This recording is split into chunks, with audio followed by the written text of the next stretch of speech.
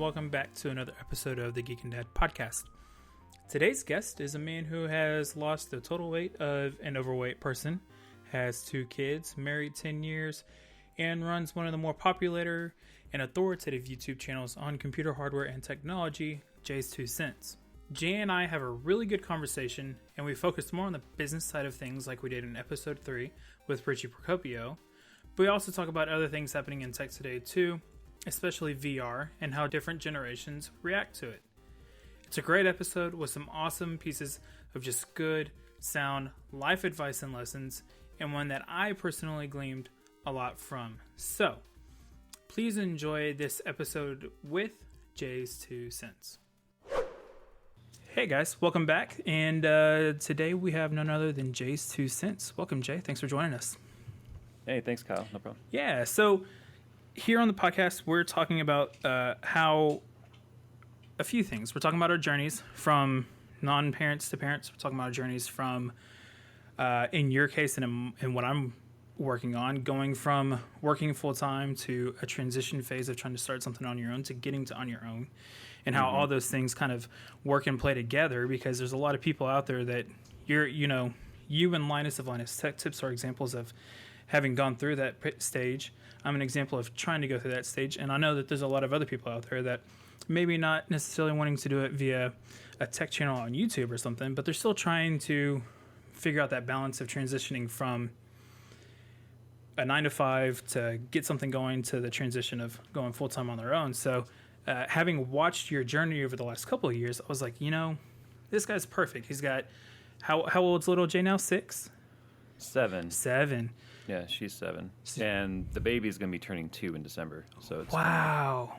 Yep. It feels like just yesterday you posted the video of little Jay's birth and everything. That's crazy. Well, I think you've seen, I try and, obviously I balance professional and personal privacy, but at the same time, family life is more important to me than tech life, so I like to include them when I can. Absolutely.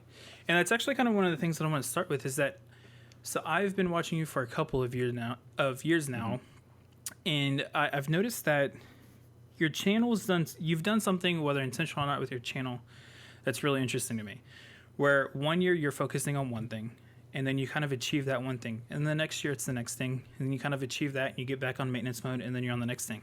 I remember when you started off working on the debt, you got all that paid off, and then and it seemed like the next year after that, it was transitioning to putting the effort on making the transition from a full-time job to full-time YouTube, and then it was Go Team J with the weight loss thing, and now it's the new move and everything else. So is that something you've done intentionally, or was that just kind of how the cookies crumbled so far?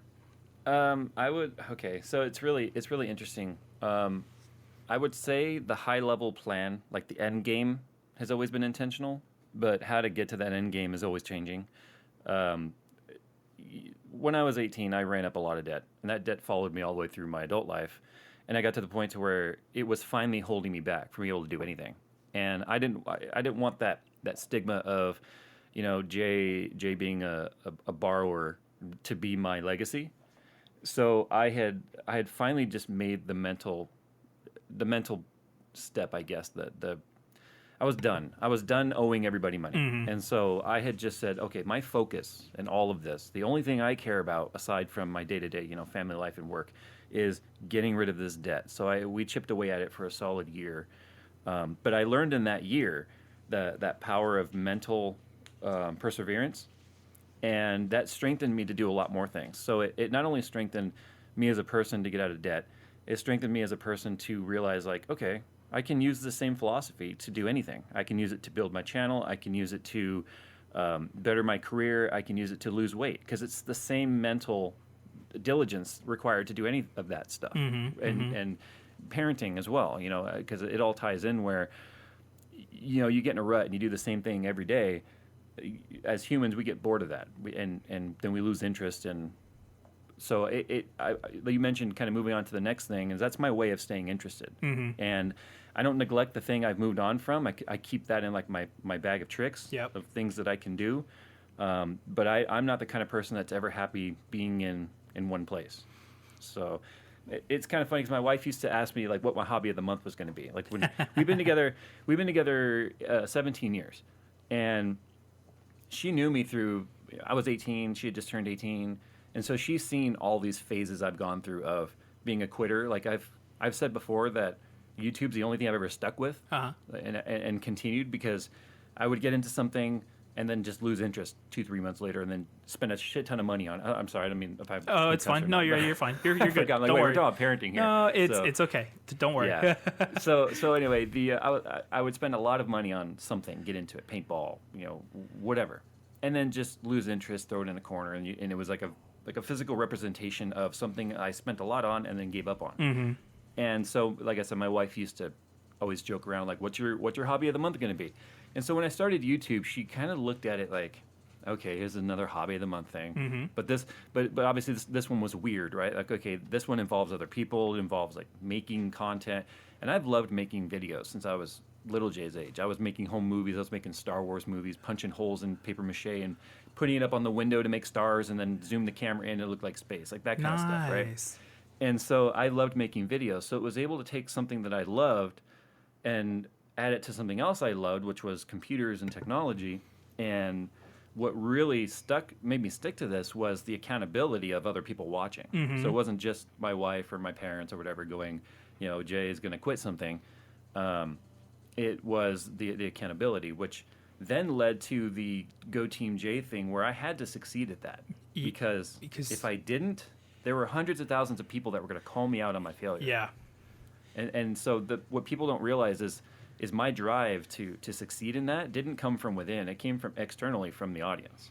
There's a couple of the podcasts that I listen to talk about from time to time. They'll get on the subject of motivation and what motivates us, and they often say that one of the bigger motivating factors is actually what was it? Something to the effect of public ridicule, of being called out or failing publicly, or like the loss of money. So they'll make bets to people about something that, like, if you're a Hillary Clinton fan, you make a bet, you have to lose weight or whatever, you'll have to make a bet with somebody that you'll donate X amount of dollars to Trump's campaign fund or something like that. Like, right. It's still going to something, supposedly good, I guess. Right. I guess depending on your view, yeah.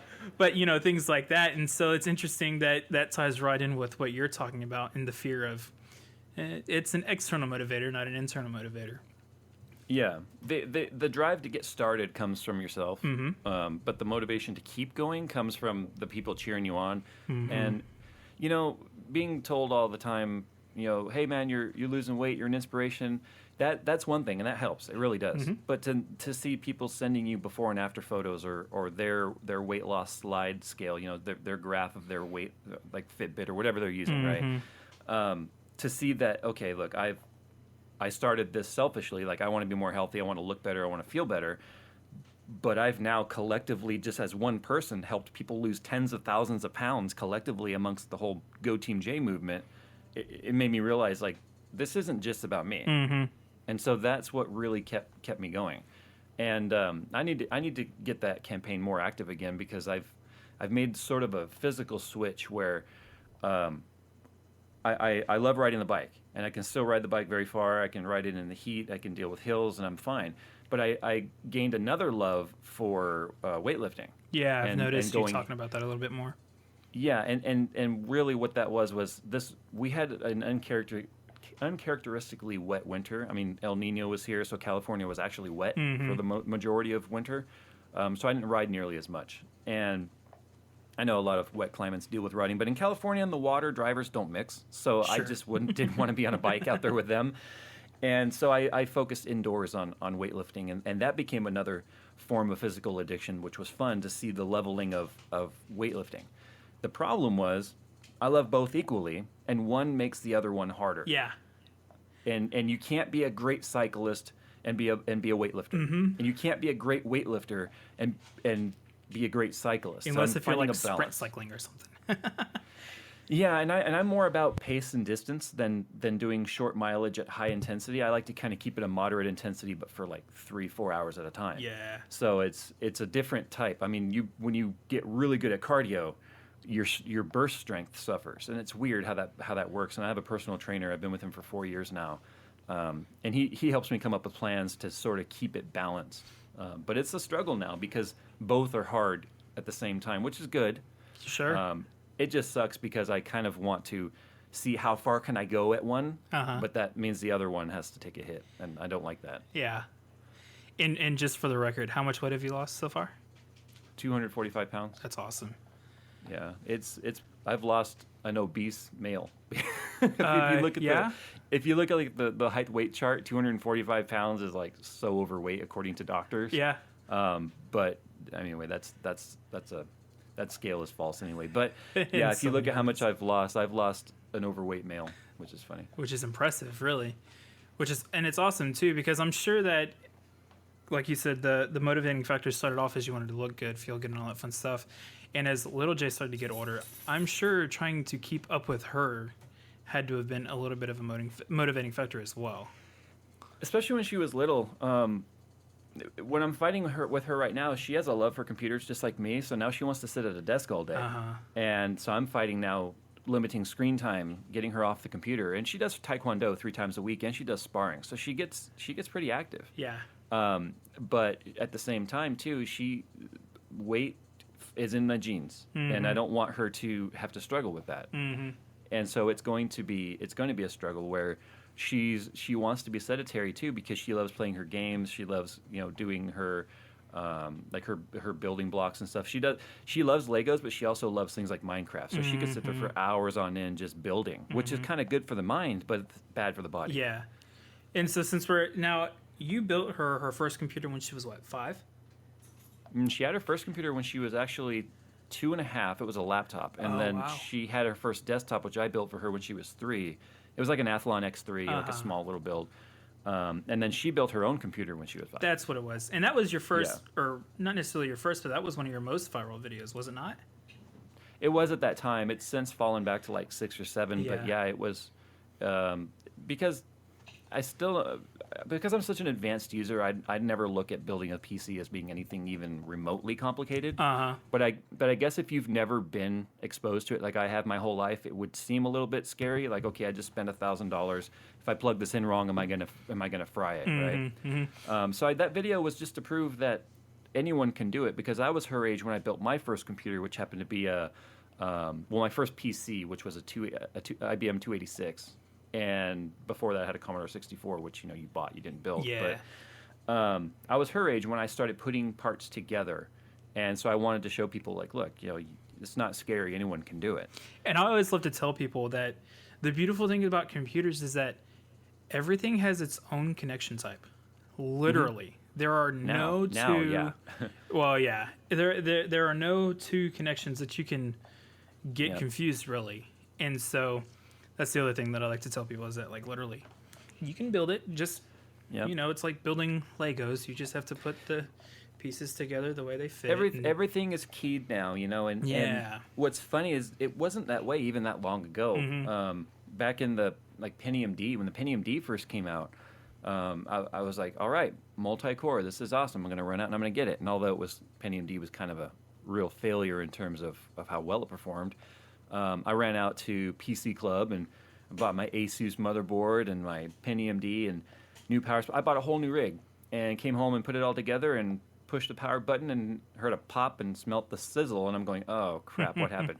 And it turns out I had an AGP connector. Oh wow! Plugged into the motherboard power connector, because they were keyed the same, so I wasn't paying attention. Yeah. You can't do that now, but you could then. So I learned the hard way of blowing up a $200 motherboard.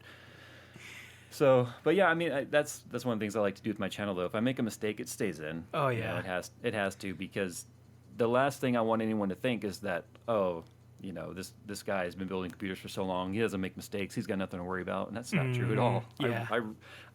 I've ruined 3 X99 boards since I've started this channel. Oh wow. Yeah, one of them you famously drilled holes in it. Yep. Which I didn't See, if I had just looked on the bottom and taken it off the test bench, then I would have seen those traces. But someone else made a really good point too. Was like, Jay, even though you can't see a trace on the bottom, doesn't mean there's not traces in the layers. That's true too. So yeah. you could have still destroyed it. Another one was the X99 Gaming 7 from the MSI X99 Gaming 7. Was on my test bench, and I was changing out graphics card, and I dropped a screw on the motherboard. Oh. And that screw shorted. Yep. And not only did it kill my motherboard, it killed my 5820K. Oh, that's right. I remember that now. Yeah, because it bridged together something on the memory channel. So one of the memory channels in the CPU stopped working. Yep. Yeah, but yeah, I mean, I make these mistakes and I learn from them. Now every time I switch a graphics card on my test bench, I flip the power supply switch and then I turn on the PC to drain the cap. Then I feel a little better. Mistakes Yeah. are fun. They're fun. They're more fun now than they used to be because it's not necessarily out of pocket. But man, would I rage hard if I broke something before? I still rage. I don't like wasting.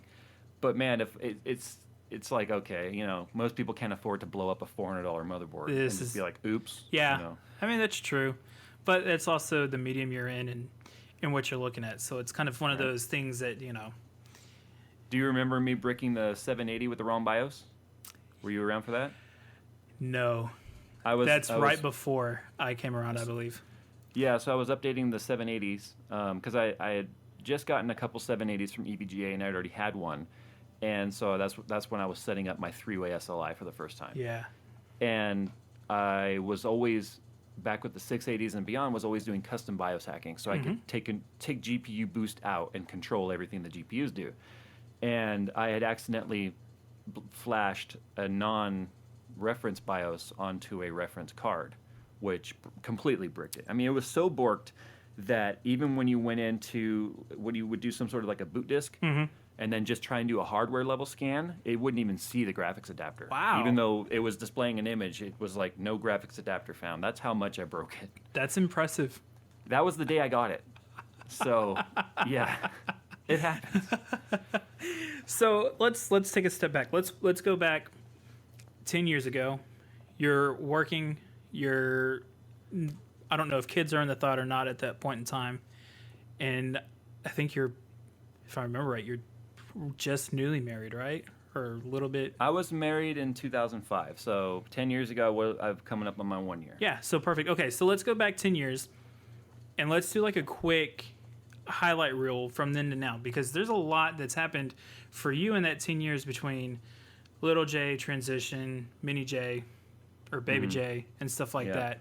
And like, what if you were to go back and do a highlight reel? How would that go for you? So I was always of the mindset growing up, and even in their first years of marriage, that I'm perfectly okay with not having kids. I wasn't against kids, but I also didn't see them as part of my big picture because I knew I was selfish. Honestly, I had my hobbies. I wanted my hobbies, and I want to give them up. And I was like, how am I gonna financially afford a kid anyway? Like I said, I was already well into debt. Yeah. And so the idea of kids was nothing but stress. And when the wife told me she wanted 4, I was like, oh boy. we've got a discussion that has to take place here, because there was like deal breakers involved, right? So I mean, you'd have to fast forward 3 more years to 2009 when technically 2008 when we found out we were pregnant. They say a mom's a mom when she finds out she's pregnant, but a dad's a dad when he holds his child for the first time. Absolutely. That holds pretty much true. It wasn't the whole pregnancy. I was like, okay. I was highly addicted to World of Warcraft at the time, so the entire pregnancy was like whatever I happened to turn around and interact with while I wasn't raiding or doing whatever. Right? I was that total Warcraft noob and dork. Yep. And I've had my share of moments. Don't worry. When I realized I had a problem with Warcraft was I looked at we took progressive photos of my wife, her first pregnancy as her belly got bigger, to kind of do a time lapse. And every single photo was from the perspective of me turning around at the desk to take the photo. Oh, wow. Because I would turn around, take the photo, go back to raiding and PvP. I was heavily into arena. And I realized that kind of sucks. I missed the whole 9 months of pregnancy. When the baby was born, all the photos of me holding the baby was at the desk, Warcraft on in the background, holding the child.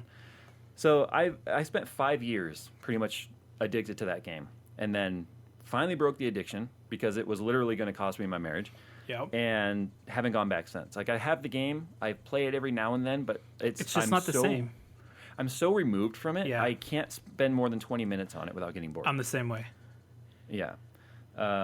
So kids weren't that exciting to me until little Jay started getting old enough to kind of interact with me. Mm-hmm. Then I became more and more addicted to the fatherhood thing. And that's where baby Jay is right now. You know, she's a year and a half old, and she is a freaking riot. I know the channel hasn't seen her that much. I show her every now and then on like some vlogs. Sure. Her personality is just so off the charts. It's not even funny. She's so hilarious. I mean, watching her, I remember when you sat down with the family and you did the Bean Boozled video, Mm-hmm. and watching Baby J, just watching y'all try to keep up with her and still do the video at the same time. I mean, I was cracking up because that was more entertaining than the faces. Yeah, you should have seen the outtakes, because there were so many times it was just, her attitude was just, why are you guys not paying attention to me? You know, everyone look at me. And she was just starting to make her noises, right? Her baby babble. And it was really funny. Mm-hmm. And that's where she is now. She knows about 30 words, but she has her own language, and she's very adamant when she talks. Oh, yeah. Like, you're going to listen to what I say, and you're going to understand what I say, even though it's just gibberish. It's the So best. it's funny. My nephew's let's see, my daughter's 2 and like 3 months right now, and then my nephew's 6 months. He's almost 3, and he's the same way. He still doesn't have like full grasp of vocabulary yet, Mm-hmm. but when he speaks, I'm talking to you. You better understand me, or else you're an idiot, because I'm talking to you very clearly. And she gets frustrated, very mad. Oh, yeah. Like, when it's like, I don't know what you want. And then she's like, ugh. She'll even like throw her hands down and grunt, like, I'm telling you what I want. And Oh, it's wow. Like, oh, I feel bad. Yeah, I should include her in some more vlogs soon, but she's a riot. And it's funny too, because, you know, little Jay is old enough to help out with her in a lot of ways. Yep. And watching her every now and then, it's like, okay, keep an eye on your sister for 10 minutes while we put away groceries or whatever. And watching little Jay try and wrangle her, it's so funny because she can run, you know, and she's quick and she's cunning, and it's just so funny. It's like, because little Jay, I said this before, and it still holds true, is she's far beyond her age in terms of intelligence, and we were warned about that when she was little, and seeing the baby outsmart her is really funny. Because we just had her 18-month checkup the other day, and her doctor has said the same thing about baby Jay. She is, again, she's gifted. She's well beyond her age and where she should be. And I'm going, great. That's all I need is Pinky in the brain. You know, it's like these two, when the baby's old enough to really kind of become a team player with little Jay, we're in trouble. That's We're completely in hilarious. trouble. Yeah, you really but are.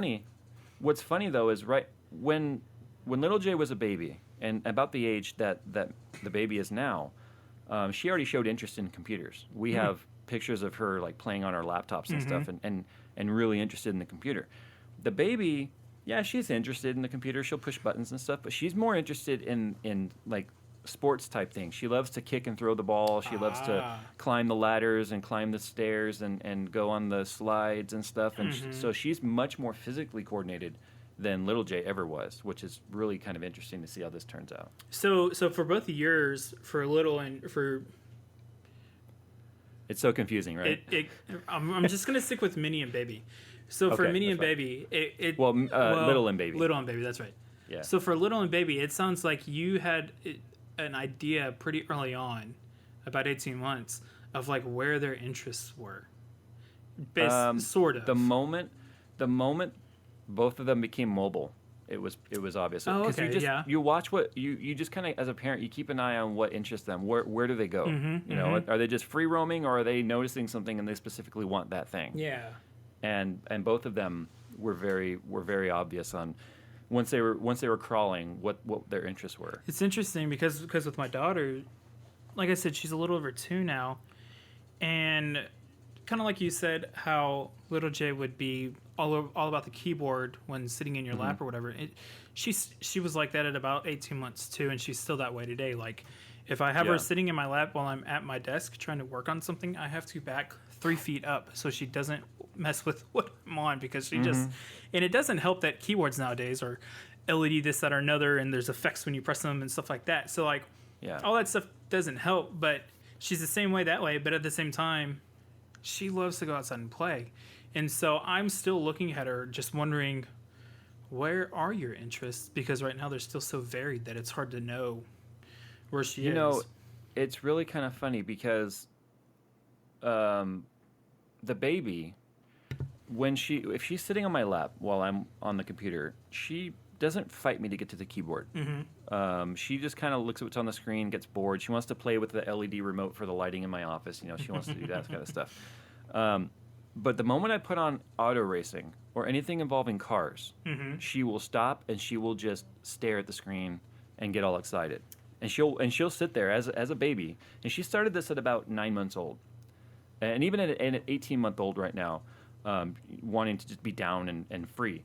She'll sit there on my lap for a good hour and just watch anything to do with motorsports. Interesting. And that's why I always say that she's my car kid. Yeah. Because little Jay, she's like, yeah, you know, Daddy's got the fast car, and she can go for rides in it, and she thinks it's fun. But then she would rather sit there on her tablet while we're in Nizzy. And it's funny because I've taken her through the canyons before in the car and driven it spiritedly, you know. And she'll be sitting there in her car seat because little Jay's in a booster now, like a harnessed booster, and she'll just sit there and be like, wee, and after a couple minutes, she's like, whatever, and she'll be playing on my phone or whatever, playing apps, just like what I'm literally like going through the canyons, and she's not even looking up. Yep.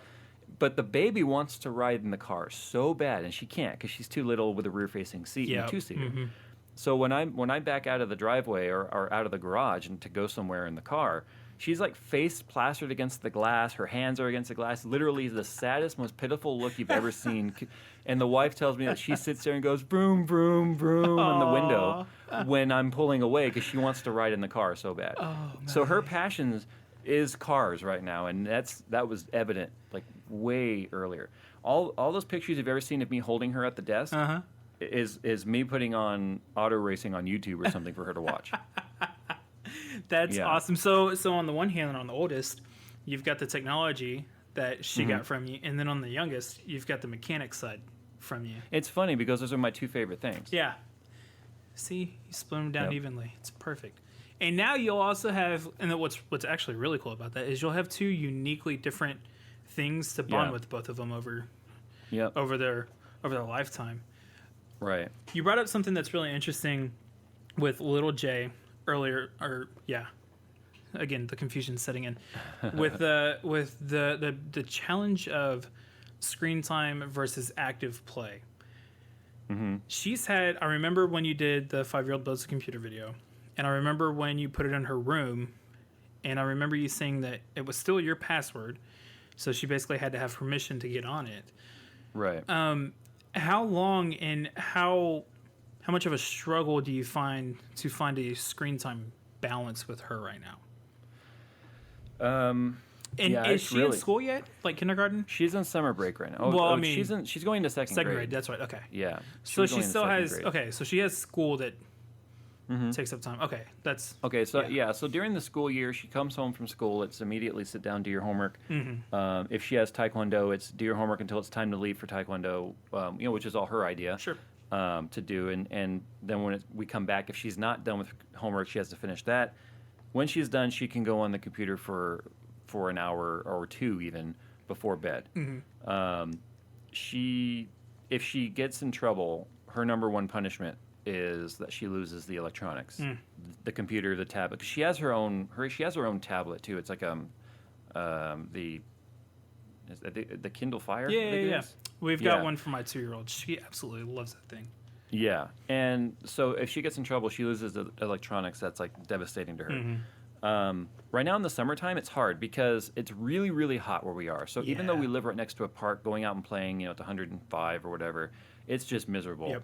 The taekwondo is in the afternoon, so in the first part of the day, she plays with her sister. She'll play, Legos and whatever else, color, draw. She loves to read. I have to keep telling her, I'll go to bed sometimes midnight or later because I'm working. Yep. And I'll go in and check on her, and she's reading at 1. And it's like, okay, look, I love that you're reading, but you need to go to bed. Yeah. So she gets plenty of screen time, sometimes more than parents would say is good for her. But it's not taking away from the things that I think are important, like her time away from the computer and getting physical activity. But I even told her today. I got up at 9 and went downstairs, and she was on her computer. And I told her, I said, "Hey, you're not spending all day on the computer, so get that out of your head right now." And she's like, "Okay." Mm-hmm. But then what she does when she gets off the computer, she goes over to the couch and she flops down and she pouts and she mopes and goes, "I don't have anything to do." So it's like, yeah, trying to keep that balance and keep her entertained, you know. It's hard. I mean, it's something that we're still trying to figure out because I don't know if you notice a difference with either of the two or not, but we'll notice the difference where if she's on a tablet too much watching her shows or whatever, because right now my daughter's not quite figured out like the apps and the games and stuff, but she can get to her shows really easily no matter what the device is. Right. And so like right now, if she's on anything too long, there's a noticeable difference in her personality. She's more whiny, she's more fussy, all that fun stuff, versus if she's on it like the first half of the day, and then the second half of the day we kick her off of it, we color, we go outside because our apartment complex has a playground literally right out the front door, or we'll go swim. There's a noticeable difference between the attitude that she has between screen time Georgia or not screen time Georgia. Do you notice anything like that, or has it been pretty balanced the whole way through? Pretty balanced. I mean, I haven't noticed any different personality, really. I don't know. She's. We forget that she's 7 sometimes though, because she acts so much older. Sure. And she gets along with older people so much better. And so we often, I think, have to, as parents, back off a little bit too. Yeah. Because we put too much pressure on her for things. When it's like, okay, she's only 7, not 17. But it's hard when your child is smart. Yeah. Because it's like when she was 4, she had the mentality of a 7-year-old when she was 4, according to her pediatrician and her testing. So now that she's 7, she's well exceeded. She's like a preteen already right now. Wow. Where she's at, the music she likes and the shows that she wants to do, which is kind of scary as a parent too. But it's like, no, you don't want to be advancing your puberty. No. You know, you want to enjoy being a kid. Yeah. So yeah, I think what we find that we have to really limit her on more than say the screen time is what she's doing on that screen and what she's listening to, because she loves YouTube. She loves YouTube, and I wish as a parent that there was a safe desktop YouTube setting that you could, like parental controls, because sure, there's YouTube Kids, right? Yeah. But that's so limited, and it's only is. on the apps and not on desktop. And I find that it's not near as like I downloaded it for my daughter because she was on YouTube a lot. She found stuff that's totally fine for her to watch on YouTube on it. I don't even know how she found it, but she did. It's a whole bunch of nursery rhymes and stuff. But I was like, I'll just download the YouTube Kids app, put my phone in guided access mode so she can't get out of it, and she'll be fine while I work on whatever I was doing at the time. And I was trying to find stuff for her to watch, and it was just like nothing there. Yeah, and it's but like, things end up there that shouldn't be there. Like some of Jerry's videos ended up there. Oh wow! And he tells a story where he had someone that was really mad at him. A mom was like mad at him and yelling at him and comments on his videos, going, you know, why are your videos showing up in YouTube Kids? He's like, I don't know. I don't. He's like, what? Pay more attention to what your kid's watching rather than just handing them an app. But what's interesting is when you upload to YouTube, there's no options. There's no this is for kids, or this is for general audience, or this is mature audience. Yeah. Mature audience is the only option you have, and you can't control at all what gets seen. Yeah. So I have to stay on top of her, really, really closely, because she likes to watch a lot of the gaming channels. But she has ended up, YouTube. You follow the sidebar, you end up anywhere. Yeah. And she's ended up on channels like Basherverse, and I'm like, no, because Jerry knows Basher like in person, right? And I know that his channel is not for kids. Yeah.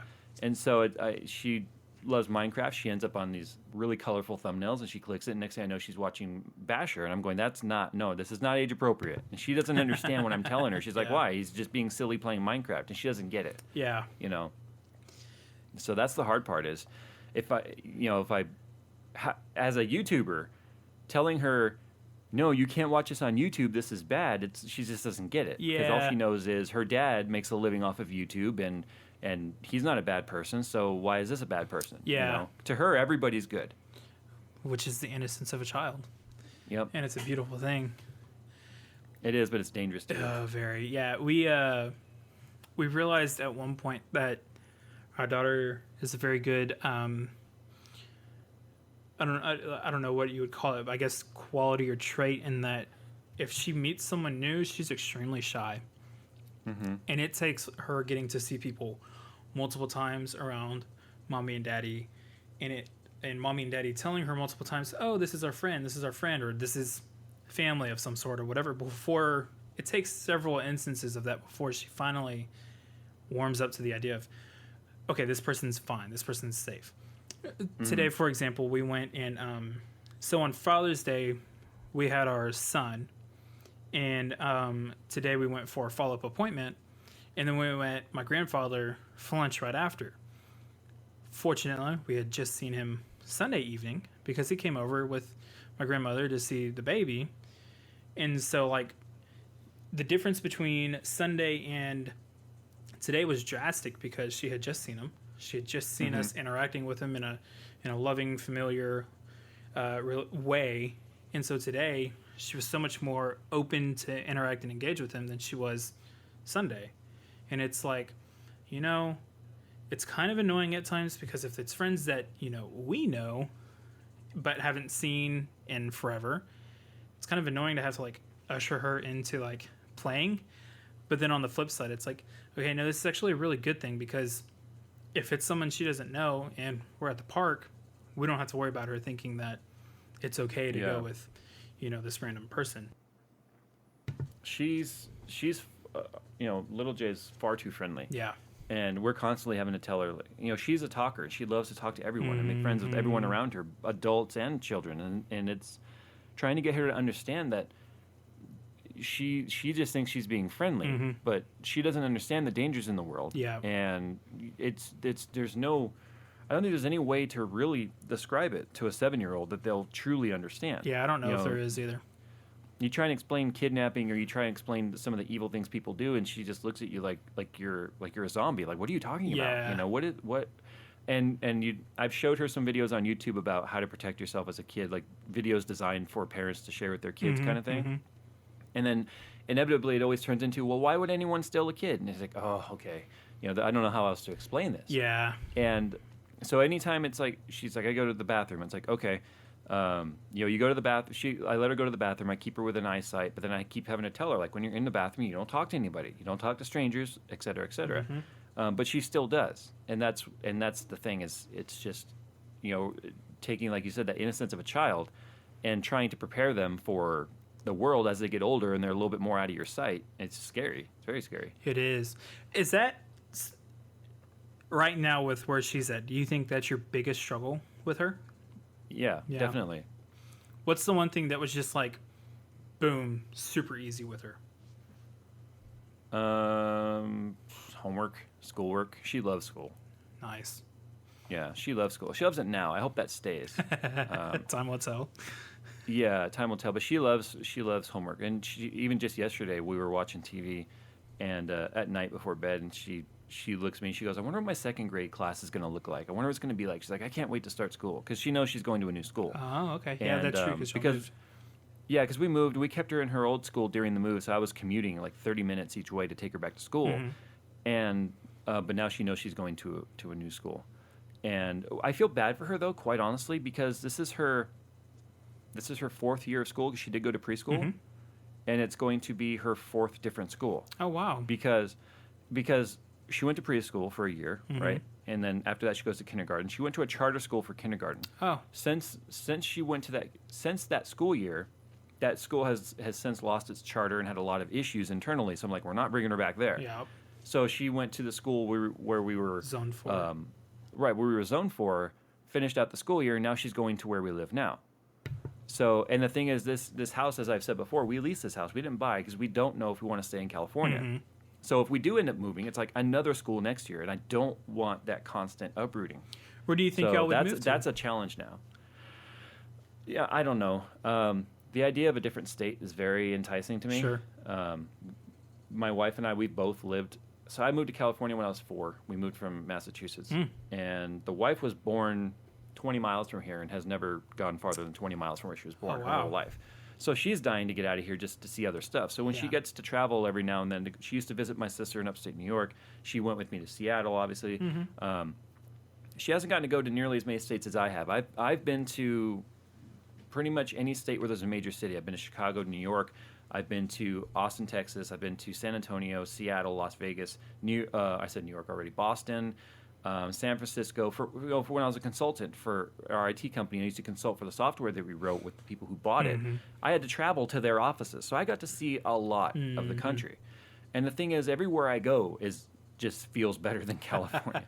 So as long as the taxes are in order, as long as they'll let me do what I want to my car without getting involved with, like, no, you can't do that because CARB, which fortunately is only California at this point. Then I'm okay with going wherever. Oh, also too, a bit controversial. It has to be Second Amendment friendly. So just move on into Texas, and you'll be set. When I was in Austin, I was talking with the range master there at that ranch we went to. Yeah. And I was talking to her about Texas. She's born and raised there, and she was one of the first ones to tell me there's not much Texas left in Texas anymore. Yeah, there's in a lot of ways. There's so much changing in the state.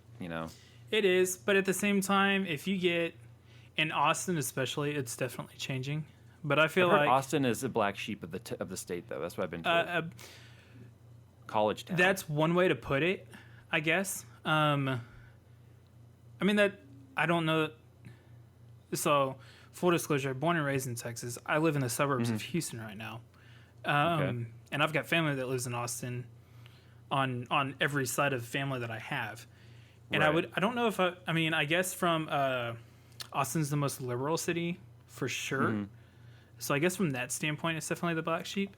It makes sense, though, considering it's a college city. Well, college plus the state capital plus, all of the other stuff that goes on there. So, from that standpoint, yeah, but man, you're a gunman. You like your cars. Yeah. I'm not a fan of the Texas humidity, though. Well, today we were in the car coming back home, and it was the Explorer. My car showed like 96 degrees, and if I look at the app, I'm sure it shows humidity, the dew point somewhere around like 60 or 70. Like, it's just ridiculous. Yeah, that's the one disadvantage. Especially I noticed that when we were there in Austin, beginning of May, where it was still cool here in California. I left California; it was in the 60s. I land in Austin; it's in the 80s. I'm like, what the heck? And then walk outside, and your clothes stick to you. And I've been to some pretty humid states. I've been to, like I said, I've been to Alabama. I've been to Georgia. Some pretty nasty states, but I'm used to fairly, even though we're close to the ocean, most of our heat comes from the desert, so it's an offshore. So I'm used to not having too much humidity, although right now, as I say that, it looks overcast outside and it's 100 degrees. Texas is one of those states I think the weather keeps me away a little bit. I've been kind of thinking upstate Arizona, like northern Arizona. Oh, okay. Like Sedona area. Yeah. I don't really want to live at altitude, though, which Sedona is, so maybe Flagstaff. I don't know. It's got seasons. The wife wants seasons. That's what I want, too. She wants fall colors, and she wants a little bit of snow in the winter, not like Boston. No. And then she wants a cool, colorful spring, and that's what she wants. In California, there's 2 seasons. There's summer and fall. There's no winter here, and there's no spring here. Yeah. That sounds about right. Yep. One of the things that, so your most recent video, you broke down and you made a video about the Vive. And VR is with the Vive and the Rift, and then the OS VR from Razer, and the Gear VR from Samsung, and PlayStation VR coming out here in October, and all that fun stuff. There's a lot of really interesting things going on with it. But the one thing that I find really interesting, that I'm curious to see how it plays out over the next, I don't know, I guess 3 to 5 years probably, from where we are now with the VR in its infancy to, I imagine VR is going to mature extremely quickly. It's amazing where we are in its infancy. Yeah, exactly. I'm curious. So you put on your headset and you said you spent like 4 hours playing. As a guy who doesn't game anymore. Yeah. I mean, nowadays. And that was 4 hours in one night. I played it every day since I've got it. Coconut Monkey's man. downstairs right now, waiting for the podcast to be over so that we can play. So, jokes on him though. He knows I still have more RX 480 benchmarking to do. But yeah, he's coming over because that game I showed the trailer for, a game in a chair, or a chair in a room. Yeah. I have 2 more chapters to do on that, and they get progressively more intense. And I told him, I'm not finishing that game without you here, because it's terrifying him just to watch it. He's sitting in the racing chair watching what I'm doing on the screen, and he has the speakers on, and he gets terrified just watching it. You know what you need to do for these last 2 chapters? You need to set up like a cam, like a face cam for him, with the screen recording, and then a cam for you just watching you play, and find a way to have like your video in one corner, his face cam in the other corner, and then the main screen. Kind of like that old MTV show Fear. Yeah, exactly like that. I mean, that would just that would be the best. I thought about it, and here's the thing. I've thought about doing some VR live streams. Yeah. But it's one of the, okay, so A Chair in a Room. It was only like $13 on Steam sale right now. And the games for VR, the most expensive one I can find is $29. So that's kind of a plus, right? And they're not incredibly big. The $29 game was, I think, 2 gigs, 2 gig download, so it's not big at all. Tiny. Yeah, and A Chair in a Room was 918 megabytes, by the way. Wow, that's even. Exactly. So I'm going, okay, I'll try out these games. They're cheap enough. It's not like wasting $60 on something to find out it's garbage, like say Battlefield Hardline. And and so I didn't expect much out of A Chair in a Room, because you look at that preview and the graphics are kind of right? On a flat screen with your mouse, it's very akin to like Slender Man level of graphics, right? Not the remake, but the original one.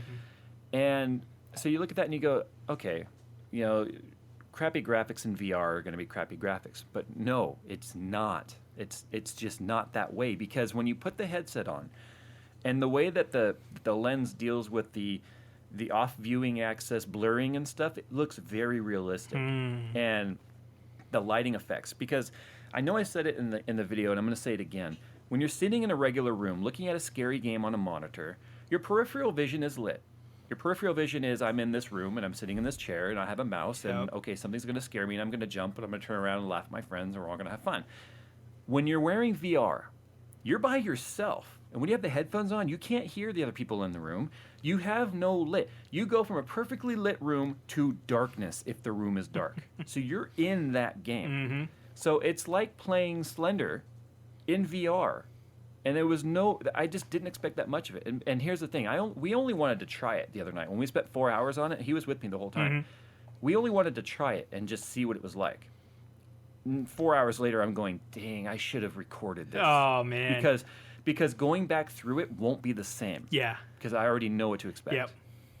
But now you'll know for the next one. There's plenty of scary games to do out. here. Yeah. Yeah. So, okay, so you just spent 4 hours just wanting to try something. Where and how do you think VR is going to impact little Jay and baby Jay as they grow up and as VR becomes more and more integrated? It's 100% an amazing learning tool, because there are apps already out there for the VR that you can explore the human body, biology. Oh, wow. You can take the spine and you can stretch it apart and you can walk around it and you can touch it and move it and you can go into the human body. You can take the skull, right? And you can literally go inside the skull and see what the inside of the cranium looks like. You can move it around in your hands. You grab it with your hand and you touch it like a ball and you move it and manipulate it. You can go deeper into the muscular system, and it's like the old movie Inner Space, but in VR. Wow. So the amount of learning you can do with that is just incredible, because you're not learning in one dimension. You're not looking at a flat image in a book. It's making sense because you're seeing it in action together. And so when I experienced that, I went, you know what? This is going to change the way we learn. Yeah. When this makes its way to the classrooms. Yeah. And you think it's going to be significant in... How long do you think, if you're a betting man, how long do you think it'll take before it gets to that point where it's in classrooms? In classrooms? 3 years. 3 years? 3 years. because all we need is schools to be able to afford them. Yeah. And the thing is, you have to have enough for every child. Yes. Because if you have to take turns, then you limit the amount of time you get with it to learn with Yeah. it. If you can, if they can get to a point where they can have like a classroom set up. This is going to replace computer labs, as far as I'm concerned. Yeah. Yeah. Or augment them rather, probably, because you'll still need. Because here's the thing, because you don't need the computer. You don't need the computer in front of you to do computer stuff with VR. You can actually I can control my computer's desktop from VR, and you can do it with your eyes, which is weird. I mean, you can literally tell VR what to do by blinking. Mm-hmm. I mean, it was really strange. I was in Project Cars, and I'm looking around, right? Next thing I know, there's crosshairs that pop up on the screen. I'm like, what the heck? And I'm looking around in VR, and imagine the screen being like 200 inches, like a 200-inch monitor, like screen in front of you, right? So the desktop is huge. You got to look around with your head and everything. And then I'm in Project Cars trying to do the setup, and I'm using the mouse, right? With my hand, I'm feeling the mouse. And I'm fighting myself. I'm going, what the heck? That's not what I'm clicking. And I'm realizing it's tracking my eyes. And where I'm turning my head, there's crosshairs. Mm-hmm. And I hovered the crosshairs on something. And what's funny is the crosshairs weren't always there. I somehow activated it with my eyes. Don't know how I did it. And I hovered on the car select, and I blinked twice, and then it selected. I'm like, what the heck? I was not expecting that. So I was fighting myself with the mouse, not realizing it was just allowing me, without touching anything, to start interacting with the menu. Huh. So, and then if at the bottom of Steam VR, you can click desktop. Next thing you know, you're in your desktop, and then you can use the controller as a point device, like a Wii, to interact with your icons and whatever. So I think that this is the future of computer labs. And I think most schools would be able to set up at least 50 of these in a computer lab set. Yeah. And I would love to hear more. You touched on this in that video, and it was something that I had not considered, but I thought it was it was a great observation that you made on the difference between your reaction versus Little Jay's reaction to the experience. Which is normal to her for some reason. Yeah. And when you said that, I was like, that's really interesting because, you read books like Ready Player One and things like that where...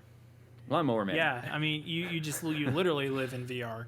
And it's like, it's already normal for her. You know what I think it is? I think our imaginations as we get older become completely controlled by reality. Sure. So it's hard to imagine. We've already seen so much. It's hard to imagine what else is next. Yeah, that's a good point. But her generation is anything's possible to her. Yeah. So to her, this is just like, oh, this was always here. Yeah. It's like Dad can finally afford to get us one. I was actually preparing the original video I was going to do for the Vive was 7-year-old experiences VR for the first time, and it was 100% unclimactic. Oh, she had no reaction. That's so disappointing. That's what I thought. That's what I thought. Every friend I let on it is just like, whoa, and they don't want to take it off. They're like, this is so cool, and they literally just, their smiles are so big as they're playing. They're like, wow, I've never imagined anything like this. You put it on a 7-year-old, and she's like, okay, cool. Now what? It's like, well, shoot the guys with the bow and arrow. She's like, okay. And she's shooting them. She's like, Wow. No reaction, nothing. Man, that's so not even a this is disappointing. cool. It's so disappointing. And what's really going to be interesting is even the 5-year difference between Little J and Baby J. That's going to be like, even that 5-year difference is going to make a massive impact in how each of them interact with these different technologies. Because little J has the baseline now. She sees where we are. Okay, 2560 by 1200 resolution against your eyes is still a little pixelated. Mm-hmm. But she's going to see the advancement of, maybe 4K in each eye. Who knows, and seeing like, okay, there's no longer this subtle disconnect of reality and virtual reality just due to pixel. Yep. And then she'll go, wow, because she'll see how far we've come. Yeah.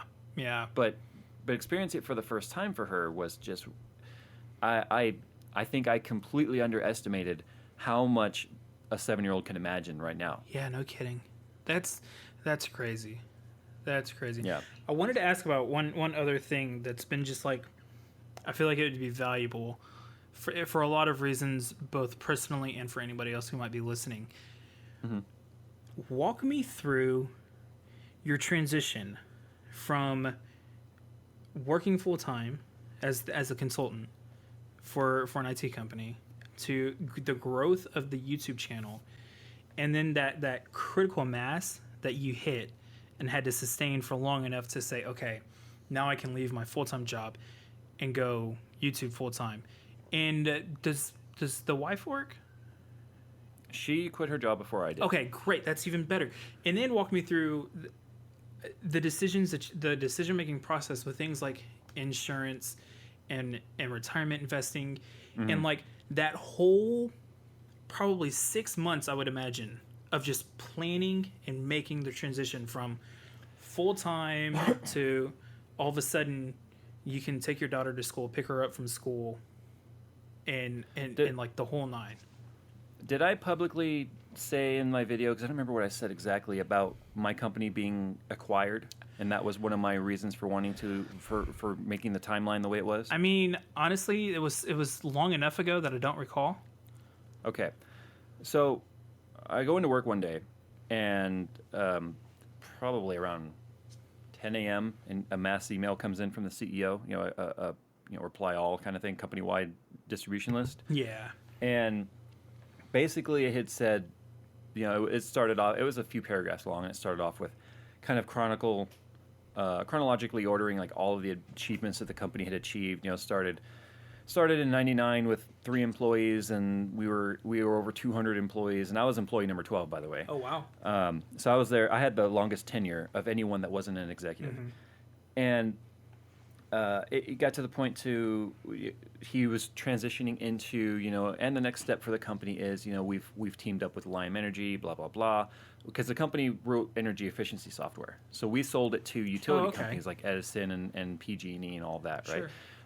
So that's what we did. We were heavily into the energy conservation side of things, which was a big movement in the country. Mm-hmm. And then it was, so he wanted to announce that the company had been acquired. And I'm like, okay, interesting. So what's this company's history? And I go and I look. This company had a history of buying competitors and then dissolving the companies, taking the clients and then integrating the clients in their own portfolio and then closing the company which they bought. It was cheaper to buy the company and take the clients through acquisition than it was to try and compete with the company to get lower bids. That's the way that this company worked. Mm-hmm. So when I saw that, I went, okay, well, it's time to go ahead and submit that resignation letter that I said that I had been sitting on. Mm-hmm. And so that was the timing of it. But by the time we got to that point, I had already known for about a year that even though I had said I didn't want to quit my job for YouTube, it actually got to the point and I hate to even bring up money, but everything, you need money to live, right? I mean, everything got to the point to where every day I went into work, I lost money. Mm. That's the way it was, because the amount of time I had to spend working at a 9 to 5 for this salary took away from the amount of earning potential I could have by maximizing projects I was already working on. So what I needed in place to make that transition was I needed a year's worth of income, because I needed that cushion. I couldn't. You can't live paycheck to paycheck and then make a major change like that. Yeah. Financially, you have to be stable. So although people today like to comment and say, oh, look, you live this plush lifestyle, that's not true. What people don't know is I still bank almost every dollar I make. Yeah. And I had been doing that ever since we had cleaned out our debt. Every dollar I made was saved. And that way when I made the transition, I had my monthlies coming in, which were handling all my incidentals and all of my revolving, and then still more than that left over to go into savings. And that's the way I am now. And you talk about planning for retirement. I do have a retirement account that is in Roth IRAs and other sorts of mutual funds, which I'm kind of glad I went that route, especially right now with the whole Brexit thing. Everyone's freaking, but then again, if you're going to be an investor, you can't panic at the incidental tragedies that are going to happen in the market. You've got to let it ride 20 years. But it's one of those things where, because that acquisition happened, my portfolio with the company tanked because my portfolio was in growth. And so that portfolio became nearly worthless. Yeah. And so I looked at it this way, like, okay, I am 100% now having to rely on my own self for the future. So I was kind of, I don't want to say forced into it. The company technically is still there, but I think 80% of the people that work there are now gone. But the company is still there on a skeleton crew because we still have to support legacy software.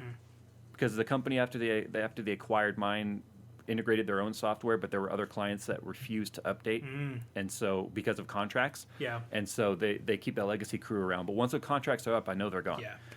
And so The transition was scary, but like I said in my 1-year video, I had a friend who I really trusted to help me kind of come up with a plan for this transition, which we'd been talking about for almost 2 years at that point.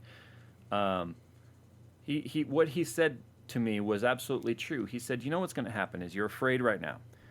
He said, but what's going to happen is the moment you make that decision, you're literally going to feel, you're still going to feel fear because there's an unknown. He said, but you're going to feel lifted. He said, you're going to feel like there's less weight on your shoulders because you're going to take back so much control over your potential. And he says, you're going to look back at this and you're going to go, wow, I should have done this a lot sooner, because he says things are going to take off for you. And I was like, okay, it's easy for you to say, you're a doctor and you're set, right? Yeah.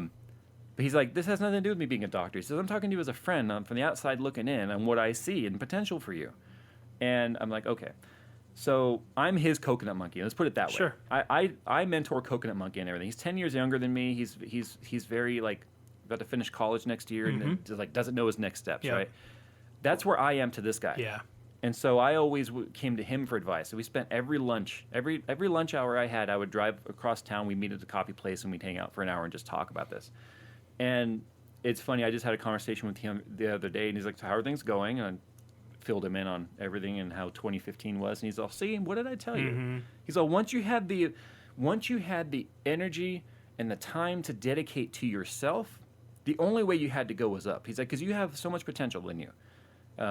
So it was true. It's like, if I had done this sooner, I may not have been as financially set, but I still am happy the way I did it because I had no financial stress to make that change. I could fail for a little while, but I was able to dedicate all of my energy into the business, which is kind of like you said. I'm able to I can climb each rung as they come and try and continue to reach whatever that next goal is.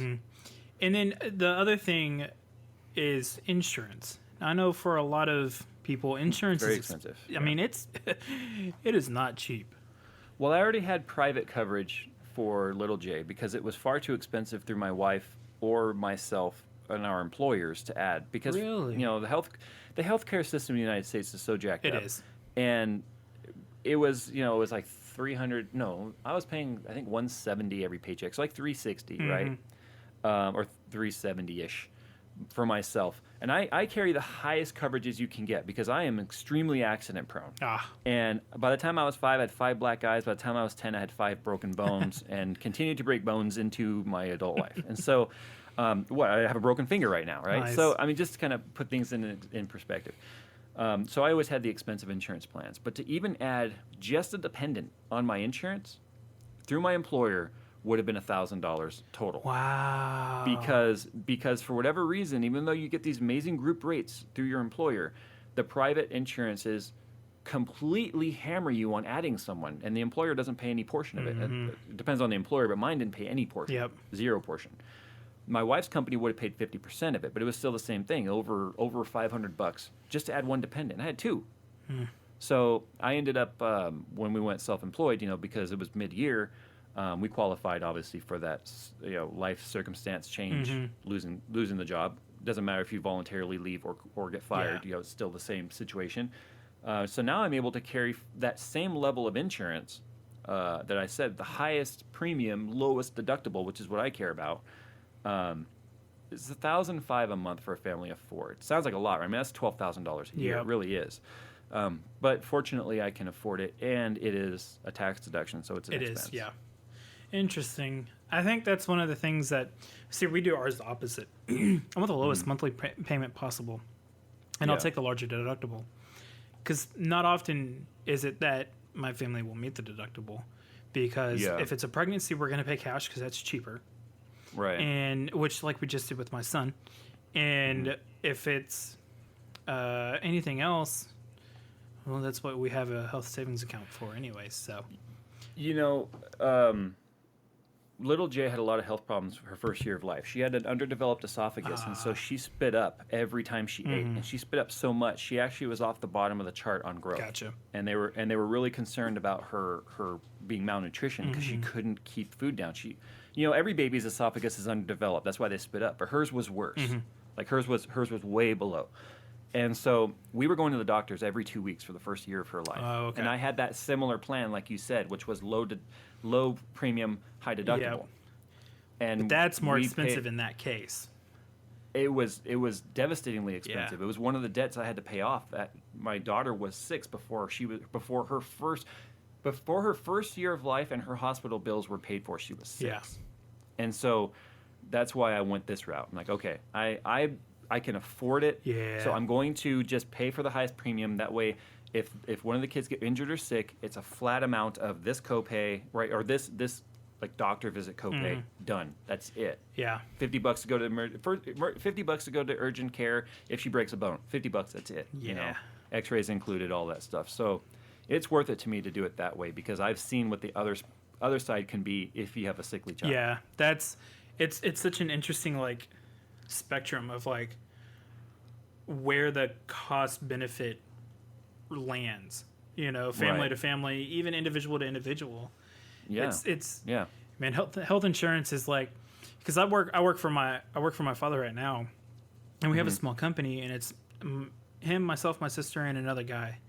Yeah, And you don't get any good group rate. no, our group rate is the fact that we have our own. We all each have our own policy, and then the business pays our monthly premium. Like that's our group rate. So Yeah. you know, it's one of those things that when shopping for insurance, health insurance has been one of the most stressful things because now that the Exchange Act or the Obamacare for the easiest way to Right. put it, like I have to shop The every Affordable Healthcare Healthcare Thank Act. you for the But proper. it's not name. affordable. They're raising the rates It's again. not, no.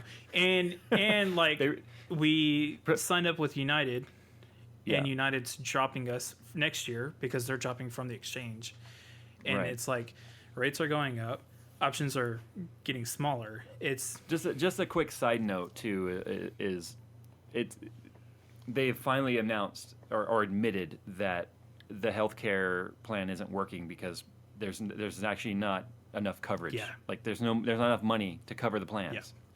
Like people are paying this amount, but it's not covering the bills Yep. that the doctors are sending. So it's not to get all political on that, but it's crazy. It really is crazy. it was a As a great business owner, idea. the amount of money I paid in taxes for 2015 for Medicare exceeds what I paid for my own private health coverage. wow, I paid more than $12,000 in Medicare alone last that's year. amazing. So that means I've had to pay all my own private coverage and then pay for everyone else's yeah, as a business owner, and that sucks. I mean- but that's the thing. I know people who want to go into business for themselves so bad, but they just look at the healthcare cost alone and can't swing it. yeah, and that's why I wanted to bring it up. Right, is because a key component of being a good parent is making sure you've got all your basics covered. Well, it's the law now. Yeah, and well, there's that too, and the fact Yeah. that it's law. But like, you know, it's things like this that go into making that kind of transition from, okay, I'm doing something on the side. This might have some potential if I go full time with it,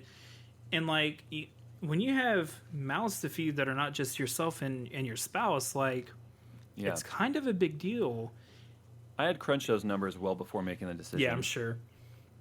My wife's pretty fortunate. She doesn't have to worry about any of that stuff. All I ask her to do is be 100% stay-at-home mom and handle the children. I take care of all the bills and all of the insurances and the Yeah. premiums and all that stuff. I do everything. So she's really I'm going to use the word ignorant, but in the actual sense of the word ignorant, Yeah. she doesn't know any of it because she doesn't have to be bothered Yeah. with it. That's a stress that I've taken on. I don't want her to have to deal with it. Yes. But every now and then she'll open up like an envelope from our health insurance company Oh no. just to see the bill, Uh-huh. because we had our checkups and stuff on the kids just recently, and so the doctor's bill came in.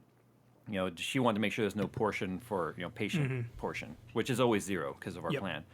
And then she opened up our health insurance envelope the other day. The just explanation kinda of curious. benefits. Yeah, she was curious, and she saw the monthly, and she's like, "Oh my god!" She's like, "That's almost half what I used to make as a full-time employee." I'm like, "Yeah, I Yeah. know. Tell me it's stupid."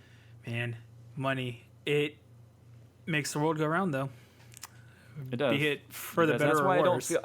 That's why everyone knows, full-time YouTubers make their money doing YouTube, and I'm not ashamed over the fact that I have to make decisions that make me the most that I can continue to bank because Yep. this is not going to last forever. The next step is getting off of YouTube somehow. That's the next step. Have you figured Yeah. Have you figured that out yet?